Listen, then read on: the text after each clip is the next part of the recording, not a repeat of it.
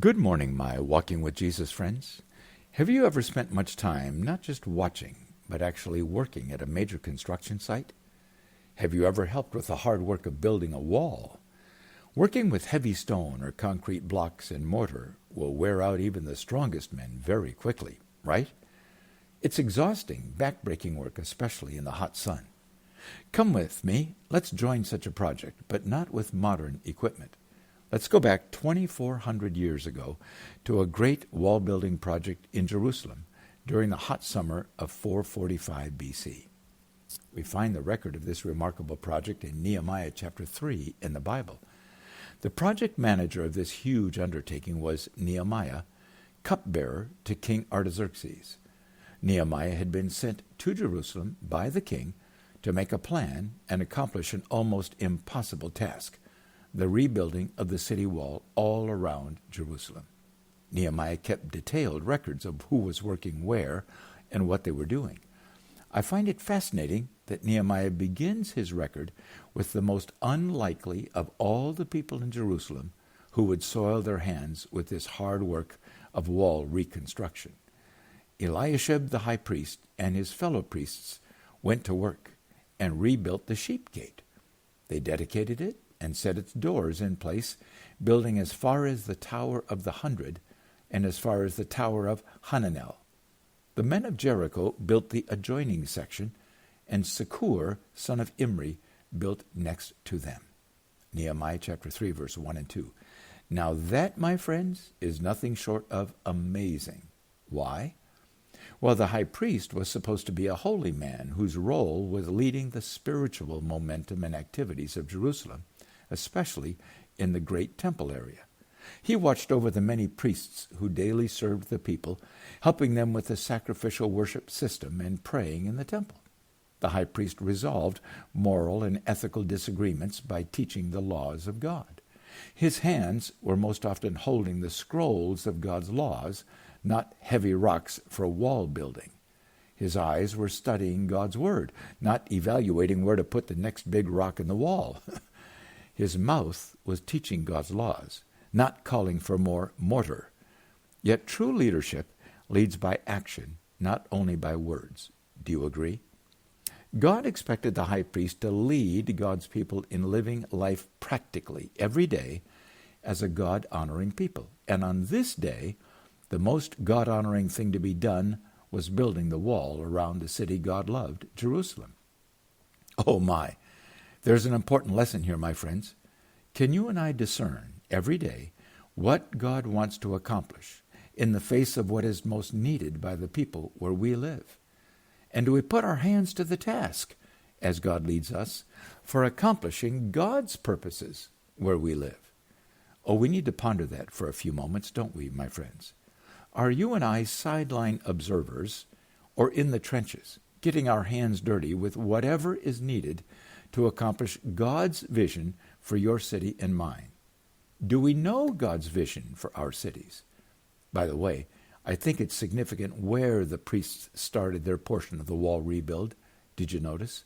The sheep gate. Why is that important?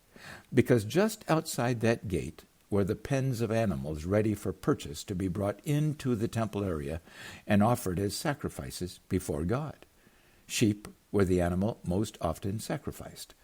And did you notice the priests built not only the sheep gate, but a significant portion of the rock wall on either side of that gate to reinforced places in the wall where watchtowers were built on top of the wall? What a wonderful example of both spiritual and very practical leadership by the high priest and his fellow priests. May I ask, as you look at the spiritual leaders of your community, are they engaged in practical, making a difference leadership in your community, as these Jewish spiritual leaders were in Jerusalem? Did you notice the heavy lifting of Eliashib the high priest and his fellow priests became contagious and a catalyst for community action? Immediately, others rolled up their sleeves and energetically engaged in this monumental project of transforming burned debris from the demolition of 140 years before to a new, strong, very high city wall. Nehemiah named them the men of Jericho built the adjoining section, and Sakur, son of Imri, built next to them. As you read through the remainder of this remarkable chapter, you'll notice that little phrase, built next to them, is repeated over and over and over. Have you ever seen a long line of dominoes fall after just the first one is tipped over? That is called the domino effect, and it's what was happening here all around the circumference of the city of Jerusalem as people worked shoulder to shoulder in rebuilding their city wall. In fact, I've circled in my Bible in this chapter every time those words or a similar phrase is used to describe the exciting momentum that was building up an entire city wall. Nehemiah 3 is one of the most exciting chapters to read in the entire Bible if you like to watch momentum accomplish the unimaginable. And Nehemiah wants us to know it wasn't only men working, for he records this: Shallum, ruler of a half-district of Jerusalem, repaired the next section with the help of his daughters. Nehemiah 3, verse 12. I love that. Evidently, Mr. Shallum was blessed of God with daughters, not sons. Yet this dad made sure his girls joined in this massive project, perhaps especially because he was a community leader, raising girls with both a strong work ethic and wise understanding of true leadership. By contrast, Nehemiah also records the next section was repaired by the men of Tekoa, but their nobles would not put their shoulders to the work. Nehemiah 3, verse 5. Fortunately, at least in this great project, those types of arrogant, worthless leaders, like these of Tekoa, were few. Did you notice that often people were working on the portion of the wall closest to their home or business, according to Nehemiah chapter 3, verse 28 and 31. This was hard, back-breaking work day after day, but the enthusiasm of so many people working, all within sight of each other, each portion attached to the next, was building a strong community of mutual support and interdependence with everyone involved in accomplishing the unimaginable.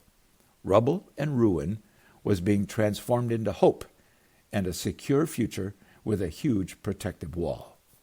Are you part of something like that these days?